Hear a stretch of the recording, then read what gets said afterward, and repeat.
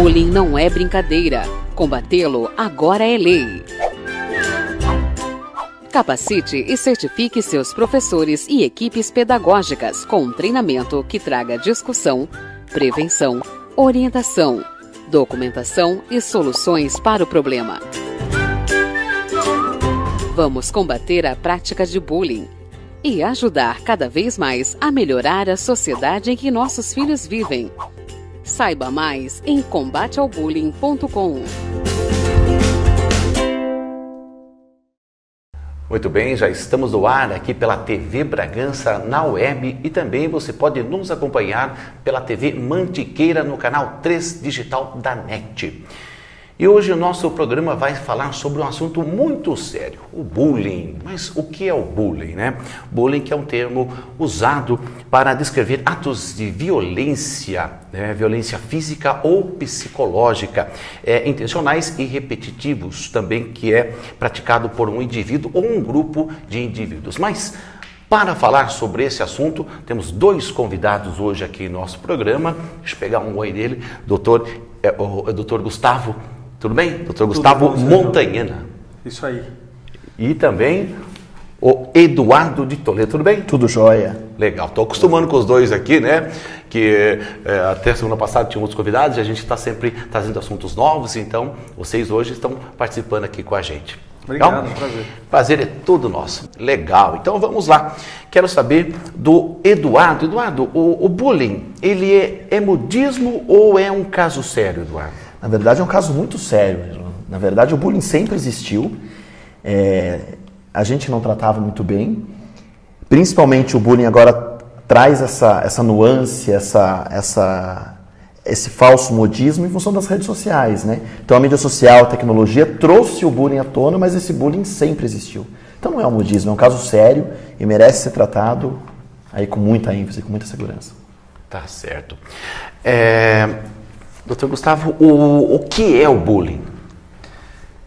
Parece uma pergunta simples. Parece, né? Não o nome. Na verdade, nós havíamos muitas definições sobre o que é o bullying, né?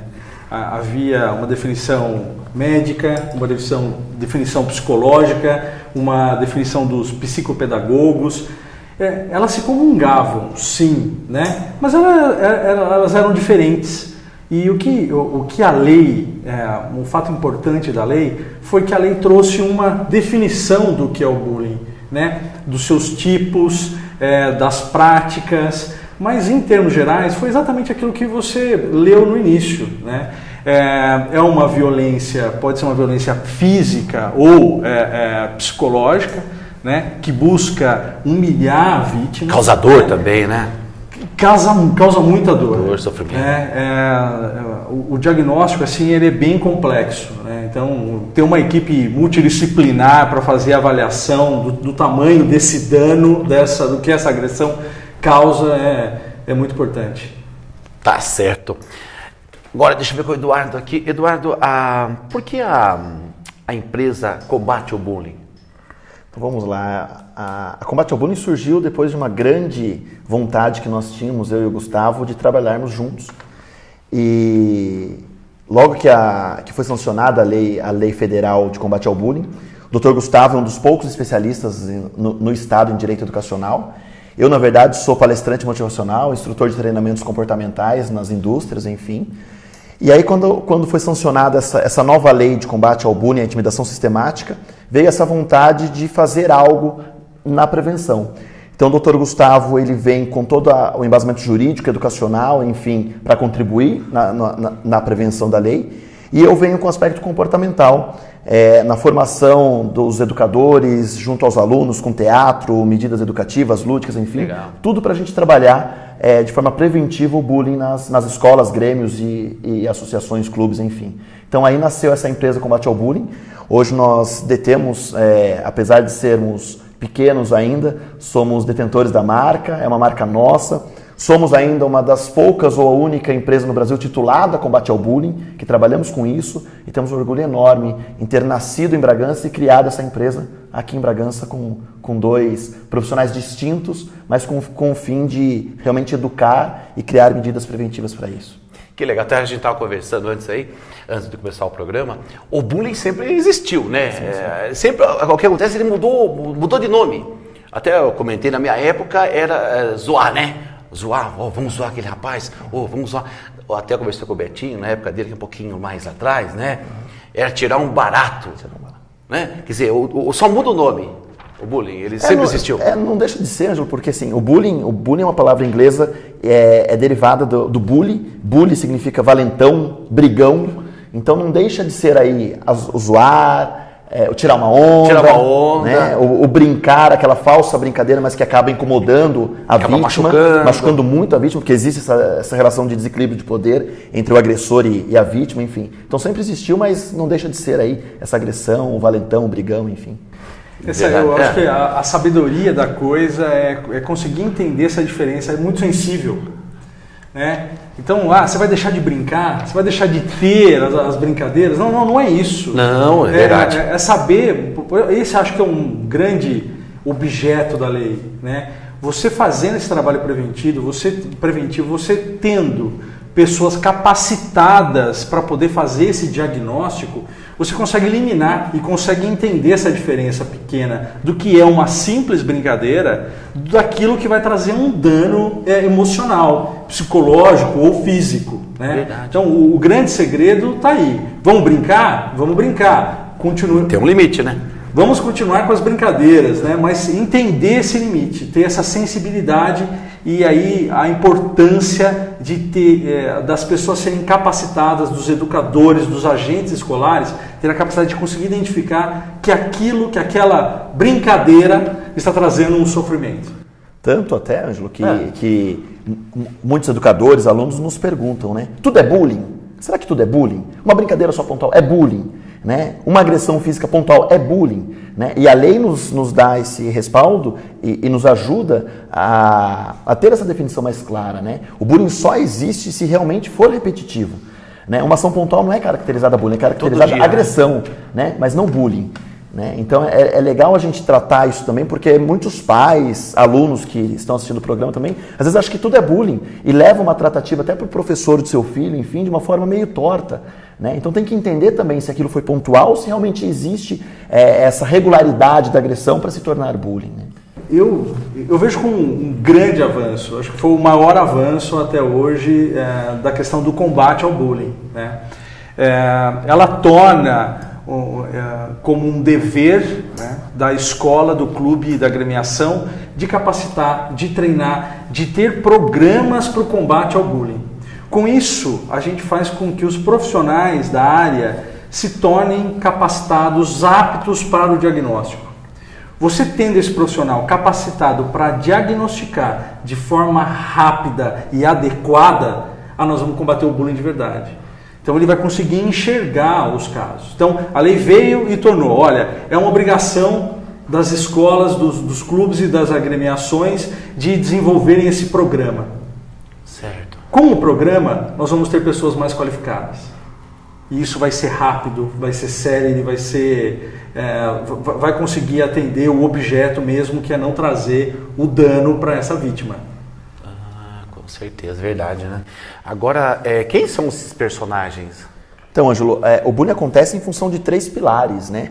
Nós temos o agressor do bullying, a vítima e a testemunha, né? E só realmente acontece o bullying em função desses personagens. O agressor, em alguns momentos, ele é um formador de opinião dentro da escola, ou às vezes é o galã da escola, o maior, o menor, enfim, não importa o tipo físico, mas ele tem uma definição de poder, ele acaba sendo mais popular na escola, digamos assim. E ele acaba intimidando ou agredindo essa vítima. Só que, às vezes, a gente fica preocupado, né, enquanto pai, enquanto educador, enquanto diretor de escola, enfim, vamos tratar o agressor do bullying. Então, se nós tirarmos o agressor da escola, os nossos casos de bullying se acabam. E, na verdade, não. Na verdade, o bullying acontece porque as testemunhas ao redor estão rindo e estão aplaudindo aquele caso de bullying. Então, só existe um show de humor hoje para um comediante se a plateia ri. Então, se eu consigo trabalhar e tratar as testemunhas, numa sala de aula eu posso ter um agressor de bullying e uma vítima. Eu tenho outros 38 alunos que estão rindo e fomentando aquela agressão de bullying.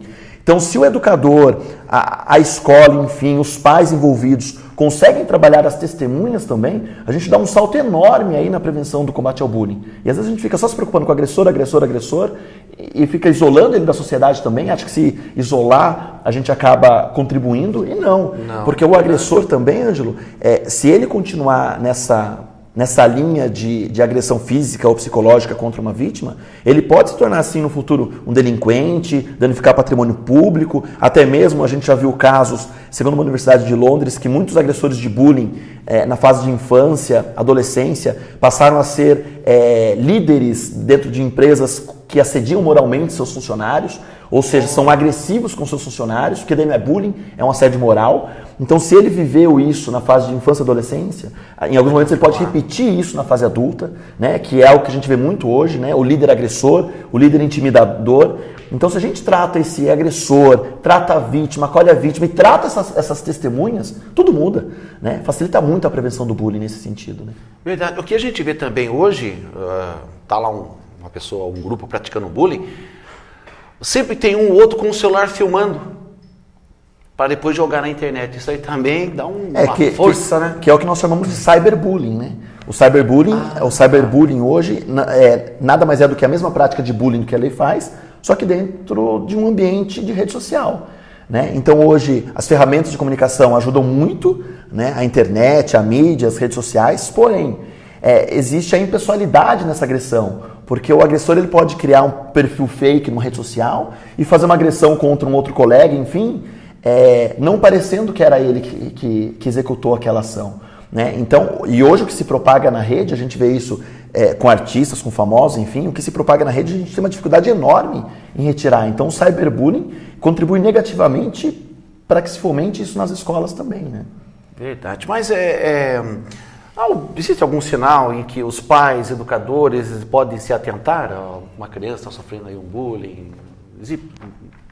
Uma criança inquieta? Existem algumas dicas, né, Ângelo? Assim, a criança que se isola, ela deixa de ver o ambiente escolar, o clube, a aula de esporte, futebol como um ambiente acolhedor e divertido, passa a ter medo.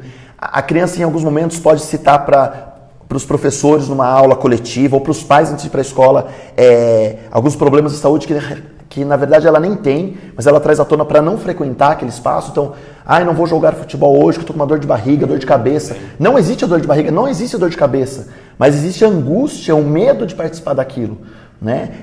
Fobia escolar, alguns problemas de saúde, como eu disse ainda há pouco, a falta de vontade de participar até de festinhas, grupos, trabalho em grupo em escola, a gente vê o individualismo de medo, porque na verdade não só a vítima do bullying, né, mas a testemunha também, porque se a testemunha entende que se o Ângelo é a vítima do bullying, e se eu trago algo à tona hoje, será que eu posso ser a próxima vítima?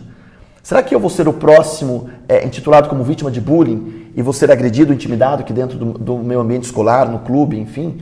Então, a testemunha também tem medo. Então, a gente tem que entender que os pais não têm que só ficar de olho em sinais, em dicas, enfim, do filho que sofre, da vítima do bullying. Mas as testemunhas também. E o agressor muito mais, né? Porque em alguns momentos a gente sofre muito porque os pais acabam instigando, estimulando o filho agressor a praticar o bullying na escola. Porque numa reunião de família o pai brinca com o time de futebol do filho. Olha, se alguém te bater, você revida. Olha, nunca deixe de xingar, nunca apanhe, enfim. Né? Nunca é o melhor caminho, né? A violência nunca. Não, sempre o diálogo, né? A gente estava conversando antes, isso, você trazer para perto, né, o seu filho ou os amigos do seu filho, para que você possa entender esse meio, né? Quanto mais distante você fica nessa relação, porque às vezes eles não têm o poder de reação, né? E quanto mais distante você deixa essa criança ou esse adolescente, mais propício ele vai estar a se contaminar, né, nesse ambiente, né? A gente sempre recomenda que a conversa ao pé do ouvido ali seja exercida com muito ganho, né? E às vezes a criança, ela na inocência, ela está sofrendo bullying, mas não sabe identificar, não sabe o que está acontecendo, né? Exatamente. Ela sabe, por causa da inocência, né? Ela não tem... O que a gente percebe hoje é assim, a falta do poder de reação, né? Então ela às vezes não consegue reagir sozinha. Então ela precisa desse envolvimento dos familiares e muitas vezes da escola ou do pessoal do clube para que ela consiga sair dessa escuridão, né?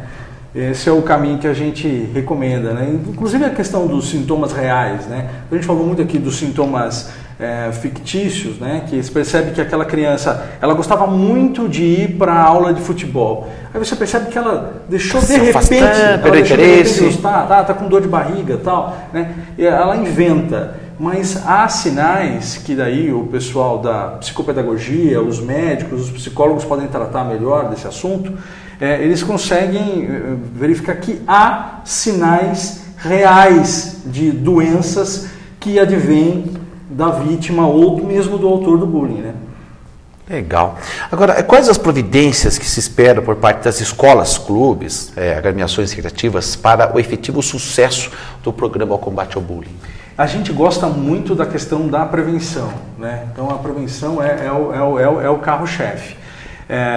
Hoje você tem diversos mecanismos para que você consiga capacitar esses profissionais, tá? E aí eu não falo só dos educadores em si, a gente fala, por exemplo, dentro de uma escola, o segurança, o supervisor, o pessoal da cantina, o pessoal da limpeza. Eu acho que todos esses agentes escolares, eles têm que estar treinados e capacitados, atentos para enxergar uma questão de bullying, né?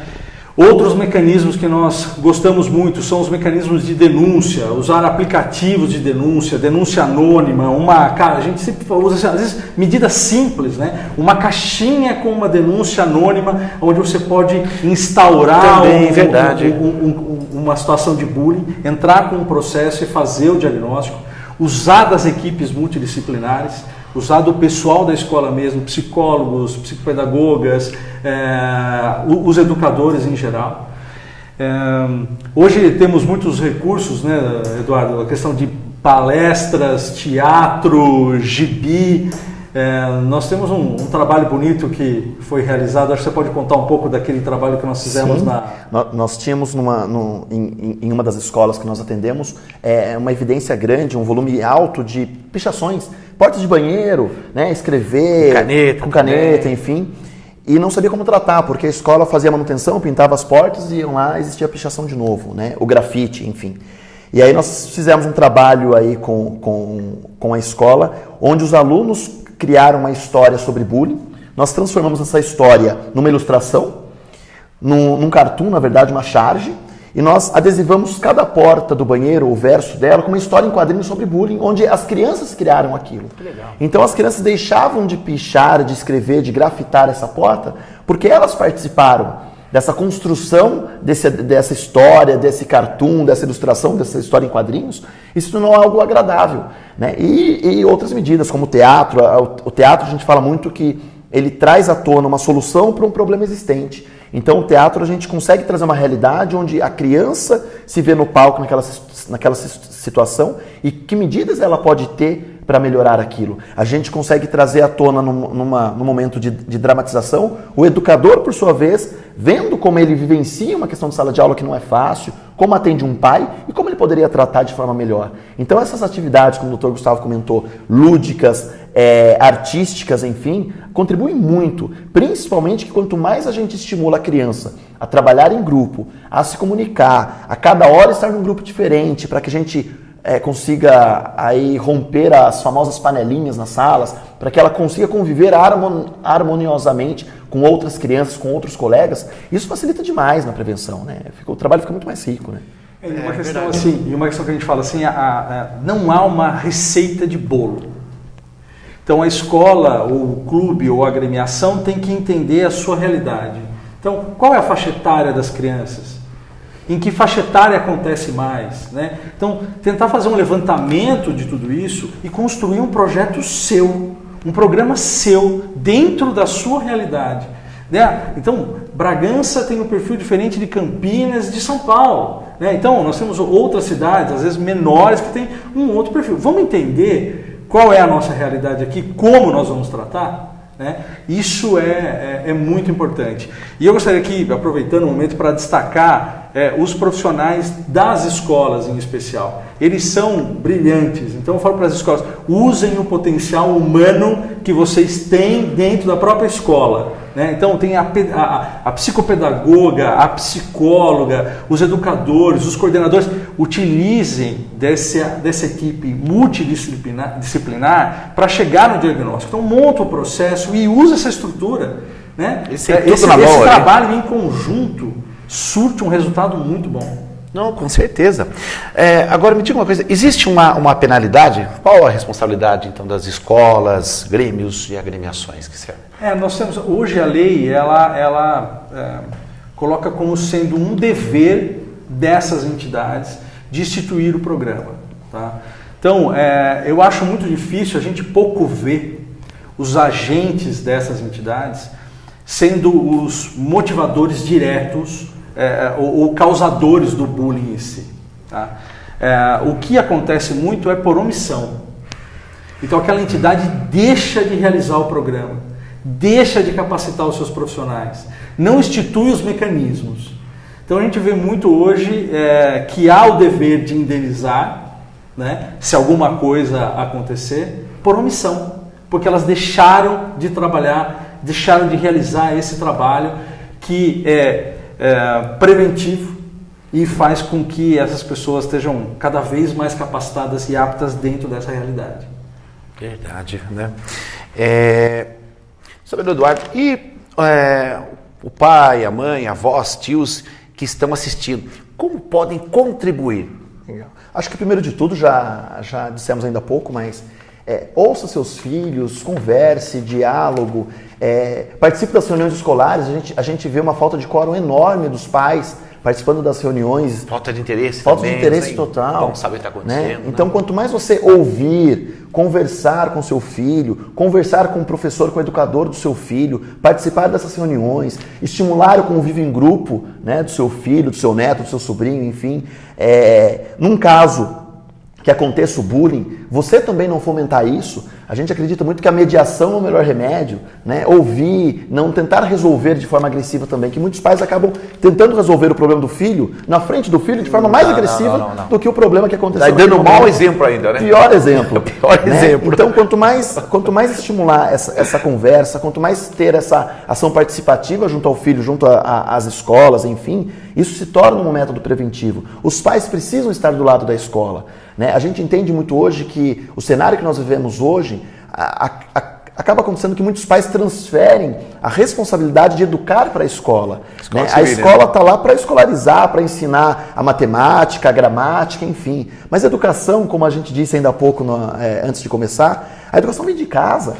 Né? O muito obrigado, as palavras de ordem, as palavras de educação. Né? A gente pode transferir essa responsabilidade para a escola. Então os pais, eles têm que entender que eles têm que fomentar e contribuir na educação do filho também. E não simplesmente transferir toda essa responsabilidade para o professor. Né? Então quanto mais próximo estiver do filho, mais saudável vai ser a educação desse filho, mais ele vai garantir o sucesso desse filho na fase de criança, adolescente, adulto. E a gente vai ter aí indivíduos, seres humanos fantásticos aí no futuro. Até ele comentou, na nossa época, né? Quando chegava em casa e falava para os pais que a gente ia ficar de castigo, ido para a diretoria, nossa, era outro castigo em casa.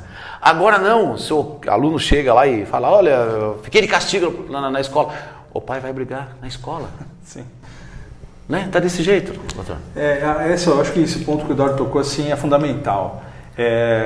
Existe um dever legal da família, da sociedade, para que as crianças não fiquem nessa situação de opressão e de crueldade.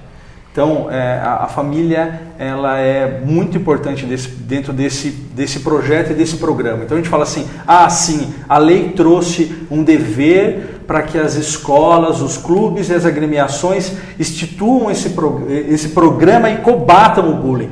Sim, mas nós temos a Constituição Federal, nós temos outros dispositivos legais que obrigam também e colocam como dever da família essa proteção, esse trabalho. Então, não podemos só transferir essa responsabilidade para as escolas, né? A família tem que estar junto dentro desse processo. Participando. Para que esse resultado surta realmente um efeito, porque é o seu filho que está ali. Né? E é uma questão de manter o bom psicológico dele para uma maturidade, né? Porque o negócio tá feio. Nosso papo tá bom demais, mas já estourou nosso tempo, mas Quero agradecer a sua presença, doutor. Muito obrigado pelas palavras, pelas dicas. Né? Mais algum assunto? Não, Jô, espero ter contribuído, espero que tenha contribuído também com o pessoal aí de casa. Opa, né? Com certeza. Com dicas. E agradeço muito ao convite. Opa, e estamos à disposição para uma próxima. Se Deus quiser. Doutor Gustavo participando com a gente também, o Eduardo. Obrigado, Eduardo. Agradeço também, agradeço muito e acho que para nós é um prazer isso também, porque somos nascidos e criados em Bragança, Bragantinos também. Criamos a empresa aqui em Bragança. Que legal. Temos um orgulho enorme em trabalhar para o nosso município, para as escolas da nossa região e é a primeira vez que a gente fala com a população também, então acho que é isso. Acesse o nosso site combatealbullying.com. No Facebook também Combate ao Bullying, com vídeos, charges, dicas, enfim, alguns artigos importantíssimos. O que sai no mundo a gente publica na nossa mídia social sobre bullying. Então fiquem atentos ao nosso site, à nossa página, nossa fanpage. Beleza. Obrigado. Muito obrigado pela audiência e até a semana que vem. Um abraço.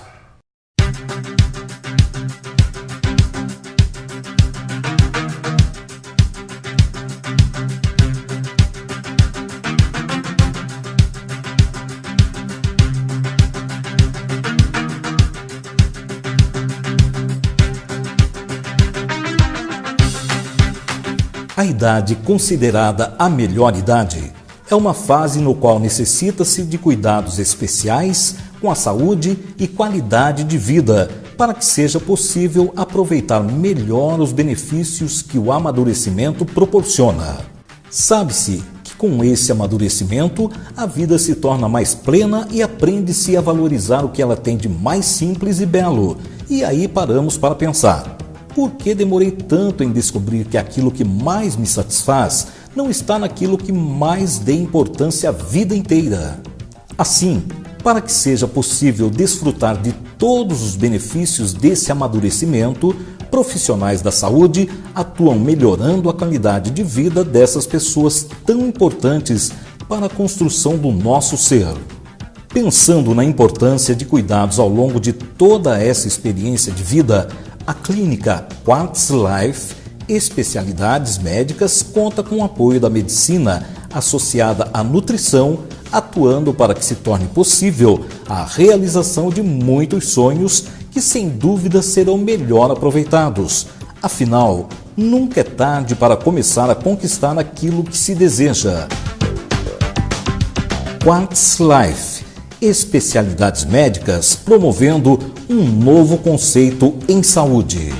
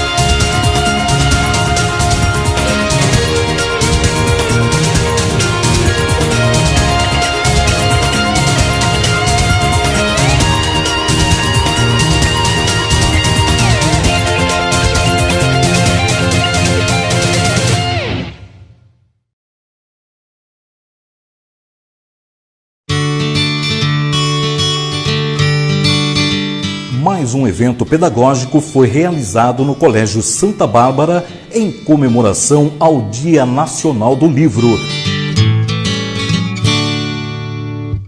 E que vocês façam com que essa feira fique para sempre registrada na memória de vocês, porque é dia de vocês brilharem. Então, de coração, acho que de mim e todos os professores, um muito obrigado e brilhem. Palmas para vocês. Vamos lá. A Feira do Livro mostrou de forma significativa, através da vivência prática de cada história lida pelos alunos, como é possível criar.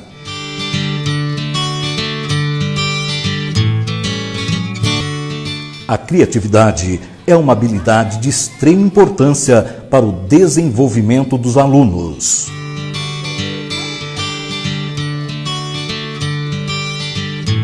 Preocupados com a formação dos alunos, o Colégio Santa Bárbara vem se antecipando em sua proposta pedagógica para a educação do século XXI. Habilidades e competência bem trabalhadas na proposta pedagógica garantem uma boa formação para o futuro dos alunos. Homenagem especial ao nosso Monteiro Lobato. Ainda acabo fazendo livros onde as nossas crianças possam morar.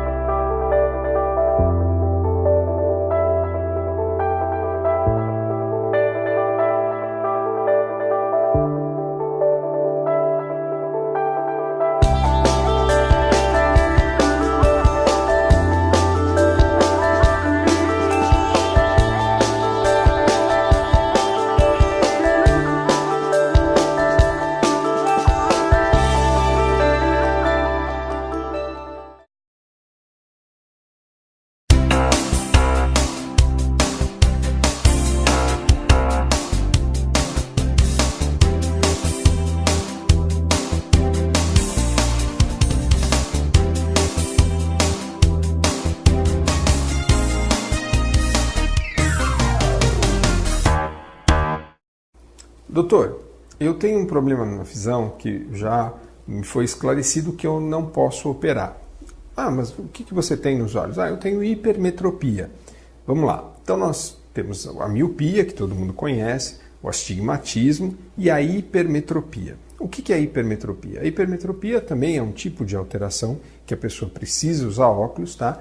E que ela está relacionada diretamente ao tamanho do globo ocular e normalmente ela se associa a uma alteração do cristalino também, que é o efeito acomodativo. Por isso, a correção do grau de hipermetropia, a correção do hipermétrope, normalmente ela passa a ser mais complexa e realmente, com o tempo, parte desse grau muitas vezes volta. Por quê? Justamente o cristalino continua evoluindo dentro desse processo da idade. Ou seja, nós temos uma evolução onde parte desse grau da hipermetropia muitas vezes pode se manifestar novamente por conta dessa alteração da acomodação do cristalino, né? Cristalino, a estrutura que nós temos dentro do olho. Mas vamos considerar um paciente hipermétrope, onde ele tem o tamanho do olho pequenininho, por isso que ele desenvolve esse grau chamado hipermetropia, tá? E o que acontece? Esse paciente, quando ele tem baixo grau, um grau e pouquinho, não tem indicação cirúrgica para ele. Realmente não tem. Por quê? O cristalino dele, a parte interna do olho dele, consegue compensar esse grau.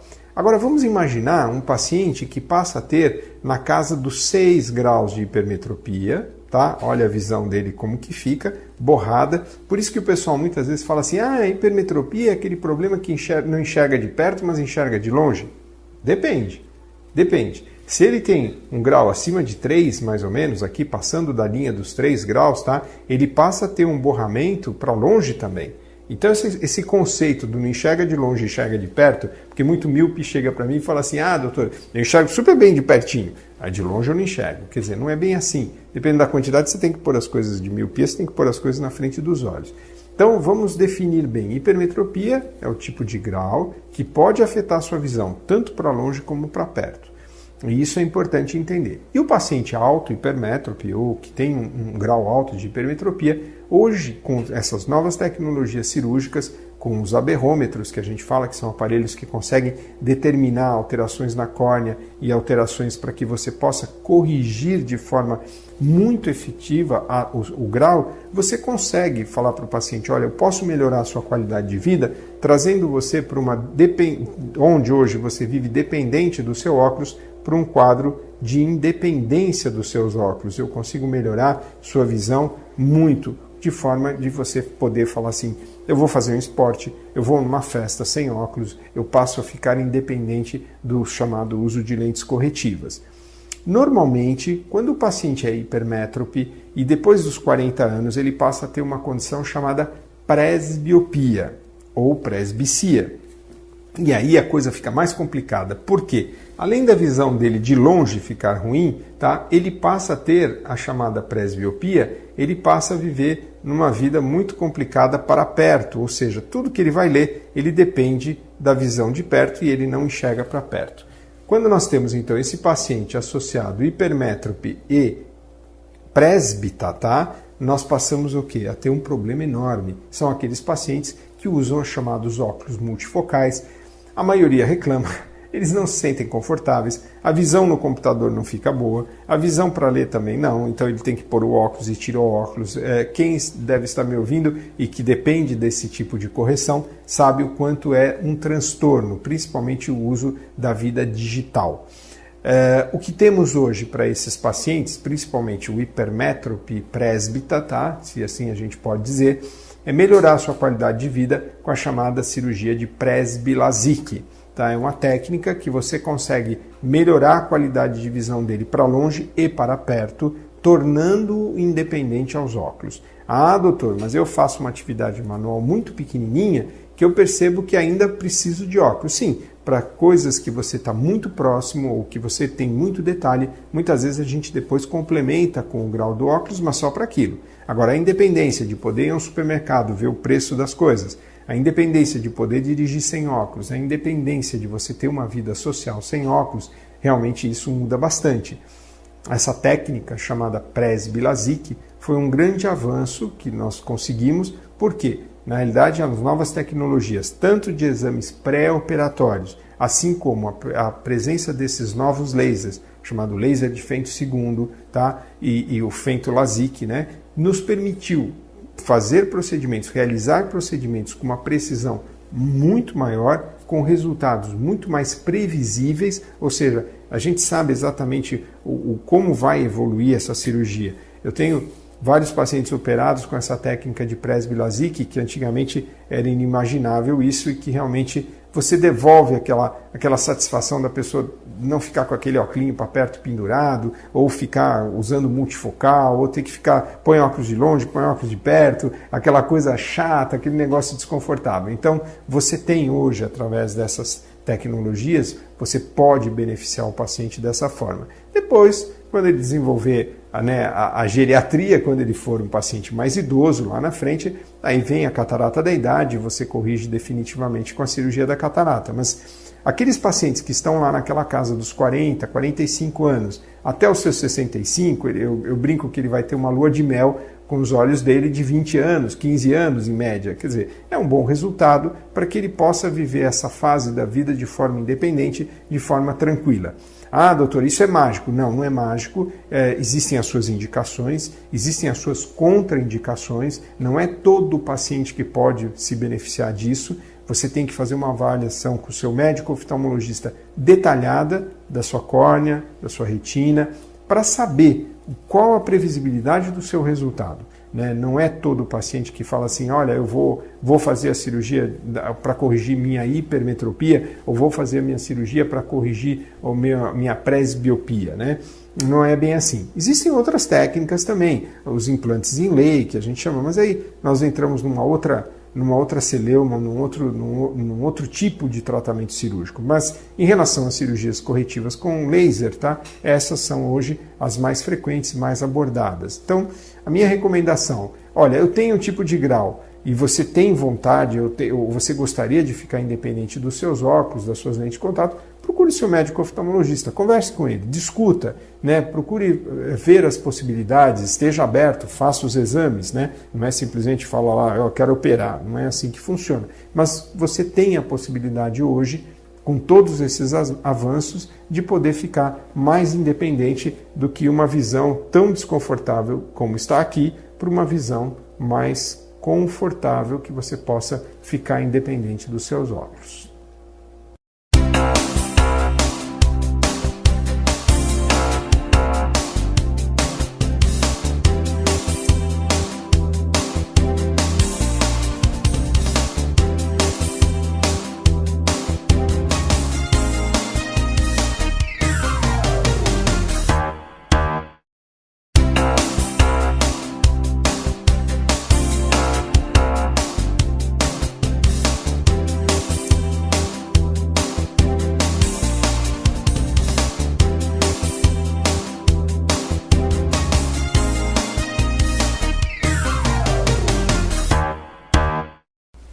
Vamos falar um pouquinho de um assunto que, entre aspas, é novidade, e eu digo entre aspas porque é um assunto que já é conhecido dos médicos especialistas na área de oftalmologia já há muito tempo. Nós temos uma preocupação muito grande com esse assunto, com essa matéria, e hoje, graças aos aparelhos, aos estudos, a mais estudos, a complementares estudos que nós temos, nós podemos falar com mais propriedade sobre uma coisa que vai ser a nova onda daqui para frente, a chamada luz azul de alta energia. Bom, primeiro vamos entender o que é a luz. A luz, se a gente considerar que elas são ondas eletromagnéticas, tá? É assim que nós definimos a luz, e ela é composta por vários comprimentos de onda, um pouco mais longa, um pouco mais curta, tal. E nós sabemos que nós temos a mais conhecida de todos, eu vou tentar ser mais resumido aqui, porque a gente não vai entrar em detalhes de física, ótica e outras coisas, mas nós temos a comprimento de onda mais conhecido é a ultravioleta, a UV, que todo mundo conhece. Ah, eu tenho um óculos com 100% de UV. Ah, eu uso protetor solar 100% UV. Muito bem. A nossa grande preocupação com a ultravioleta, realmente, em relação aos olhos, tá, é em relação à catarata. Nós sabemos, isso já está provado, que a luz ultravioleta ela acelera muito o processo de aparecimento da catarata. Catarata é o envelhecimento do cristalino.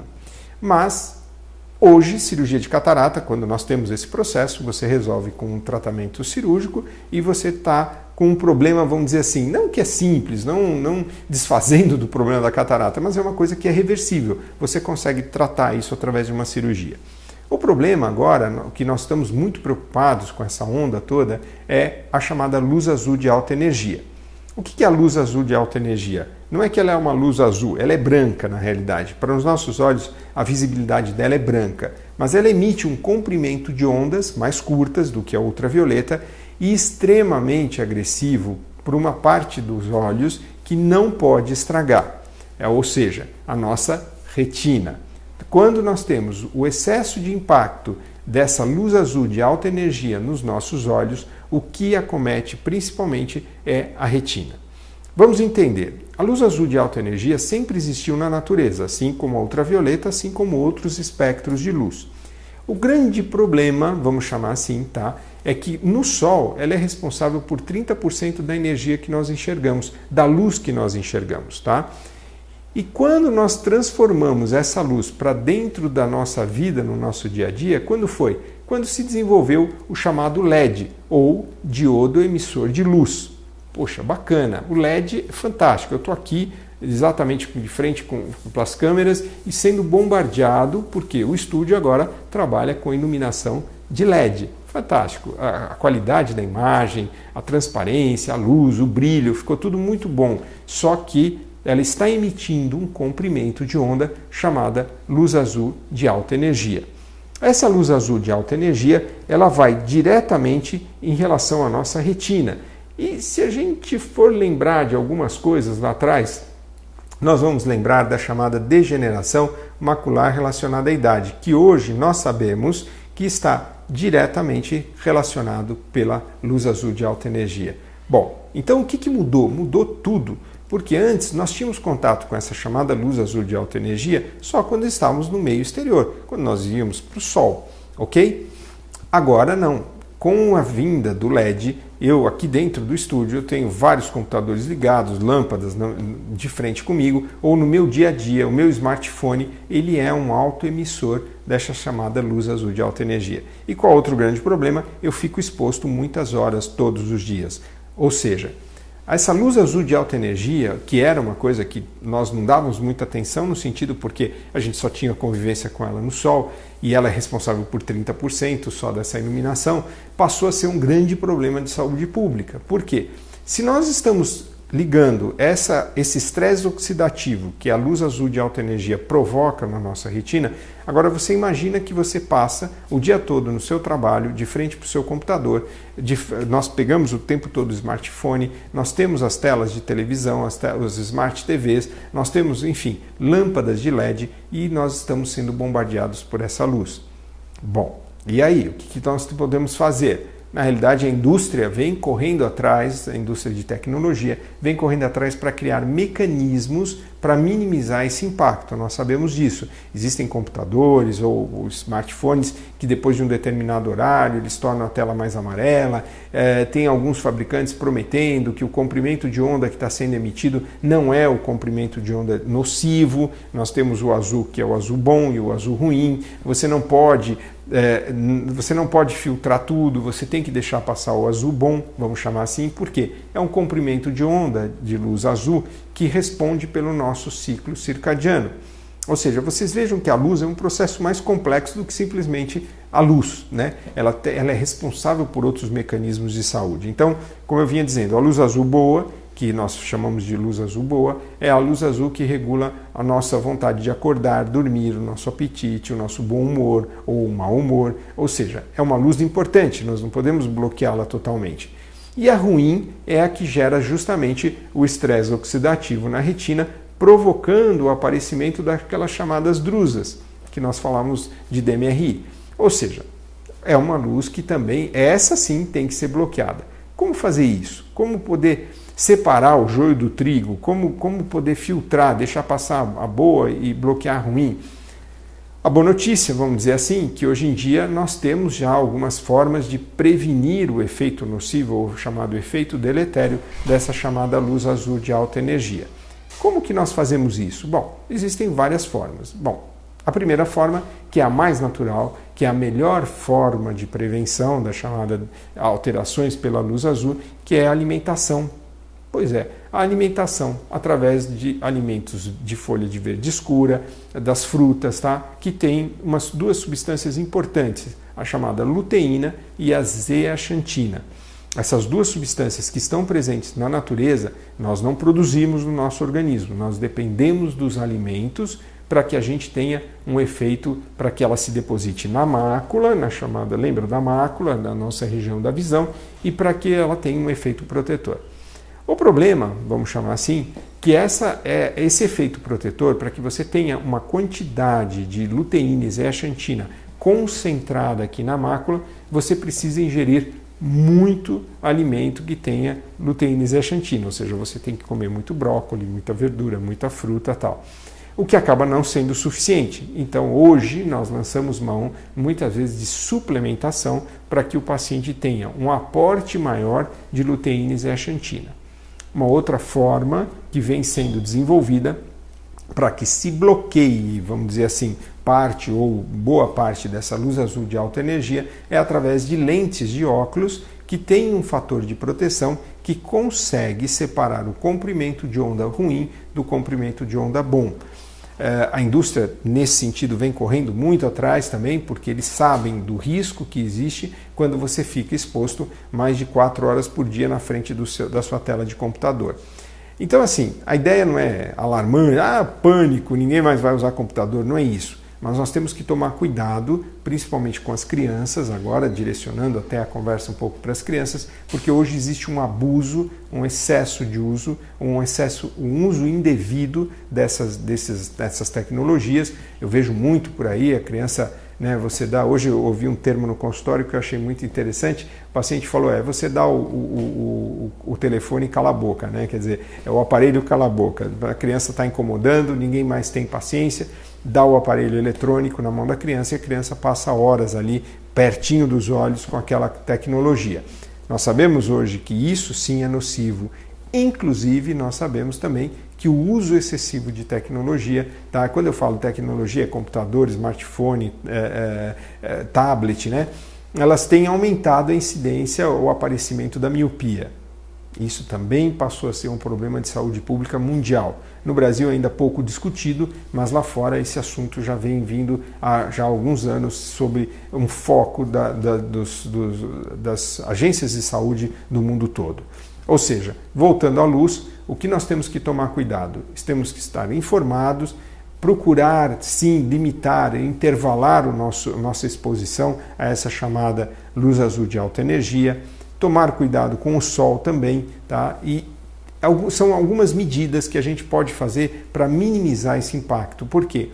Isso é um efeito lento, gradativo, não é uma coisa que você vai ter sintomas imediatos, mas que no futuro nós acreditamos que esse impacto excessivo, esse uso excessivo, esse acesso excessivo à chamada luz azul de alta energia, vamos ter problemas no futuro com as chamadas degenerações e quem sabe outras patologias que ainda possam aparecer. Então fica aqui um alerta, principalmente em relação às crianças, limitem o uso dessa tecnologia, principalmente à noite, pois essa luz azul, que é chamada emitida por esses aparelhos, deixa a criança muito acelerada, inibe a produção de melatonina, e que é o indutor natural do sono. Por isso muitos adultos também passam a ter insônia, ficam lá no seu smartphone à noite vendo seus zap, né? E aí acabam tendo um processo excessivo de inibição de melatonina, aí vai no médico e pede para que ele prescreva comprimidos de melatonina para dormir.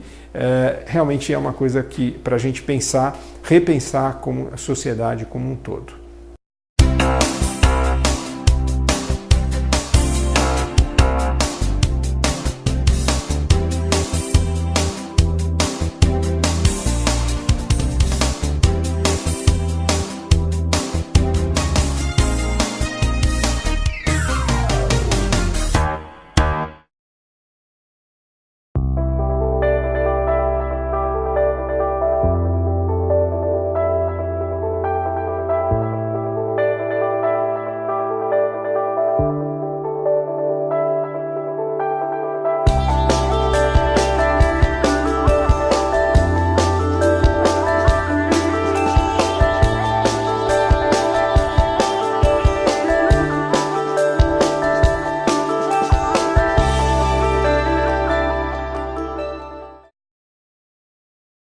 Foca no trânsito, foca na direção, foca na vida. 94% dos acidentes com morte são causados por falha humana. Dirigir exige 100% da sua atenção. Não vacila. Se beber, não dirija. Não use celular ao volante. Respeite os limites de velocidade e use o cinto também no banco de trás. Foca no trânsito. Detran e Governo do Estado de São Paulo. Foca no trânsito. A maior causa de acidentes na nossa cidade é a imprudência. Por ano, ela faz quase 20 mil vítimas e tira mais de 800 vidas. São mais de 2 mortes por dia. E você sabia que 93% dessas mortes são causadas por homens? Multas, radares e orientações diminuem o problema, mas a solução é você mudar de atitude. Seja prudente e dirija com mais respeito à vida. Imprudência zero. Prefeitura de São Paulo.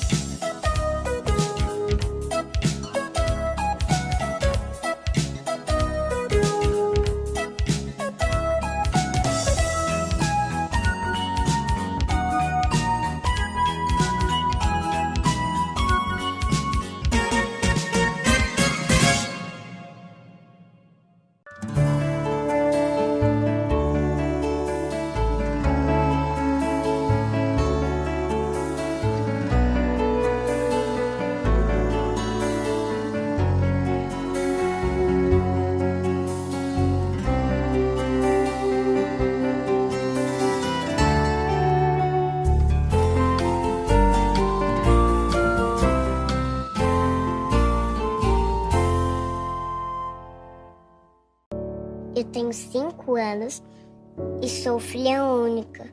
Mas eu vou ganhar irmãozinho quando tiver 10. Esse é meu pai. E ele vai me matar quando fizer 16. É que ele gosta de correr na estrada e ele corre muito. Minha mãe e meu irmão também vão se machucar, mas eles não vão morrer. Minha mãe nunca vai perdoar ele. Quem sou eu?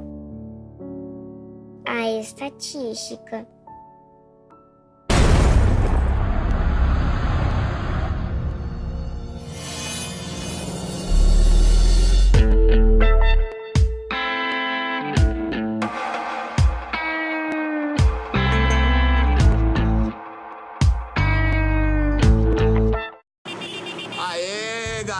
Suave na rave, mano. Aí eu tô aqui pra mandar um papo reto pra quem pilota, Joe. Não é só nós que faz a correria de moto pra trampar que tomba, irmão. Tá ligado que você que usa a moto pra ir e voltar do trampo ou pra fazer rolê no final de semana é os que mais acidenta, tá ligado? Quase metade dos acidentes fatal acontece de final de semana, Joe. Na maioria na madruga, Joe. Vamos de boa, mano. O trânsito é coisa séria. Siga seguro. Chegar bem é chegar com vida. Detran e governo do estado de São Paulo. Foca no trânsito.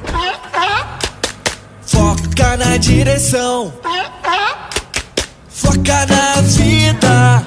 94% dos acidentes com morte são causados por falha humana. Dirigir exige 100% da sua atenção. Não vacila. Se beber, não dirija. Não use celular ao volante. Respeite os limites de velocidade e use o cinto também no banco de trás. Foca no trânsito. Detran e governo do estado de São Paulo. Foca no trânsito.